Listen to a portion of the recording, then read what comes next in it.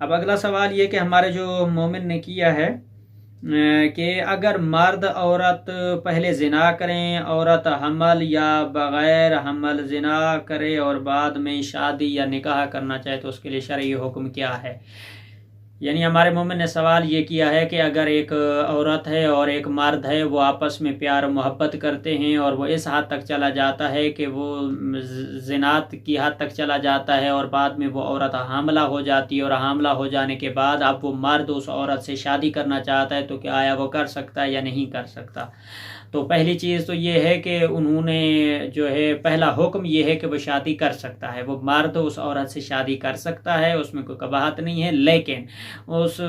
جو حاملہ بھی ہوئی ہے تو وہ انہوں نے زنا کیا ہے، اس کی مغفرت طلب کی جائے اور اللہ سے اس معصیت اس گناہ کی معافی طلب کی جائے، اور اگر وہ بچہ جو اگر گرانا بھی چاہے تو اس کے لیے بھی شرط یہ ہے کہ اگر اس بچے کی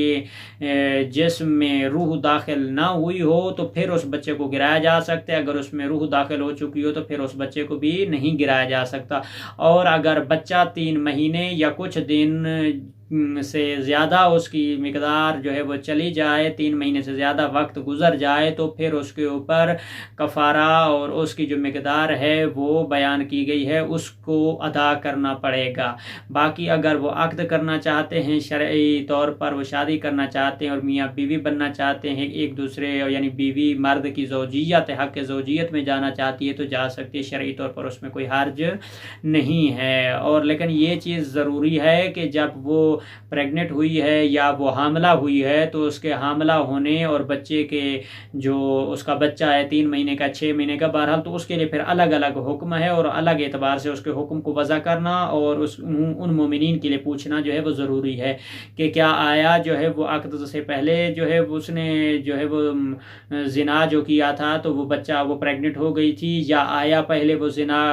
کرتے رہے ہیں اور وہ اپنے ان معاملات میں چلتے رہے ہیں بغیر عقد شرعی کے، لیکن پھر انہوں نے عقد کر لیا، ان کو پتہ نہیں تھا، اس کے بعد پھر بچہ ہو گیا۔ تو یہ ساری چیزیں الگ الگ طریقے سے ہیں کہ پہلے اگر ہوا ہے اور نکاح نہیں ہوا تو انہوں نے زنا کیا، وہ شادی کر سکتے ہیں۔ اب انہوں نے وہ زنا کرتے رہے ہیں، ان کو پتہ نہیں تھا، مسئلے کی لا علمی تھی، لیکن اس کے بعد جو ہے وہ جناب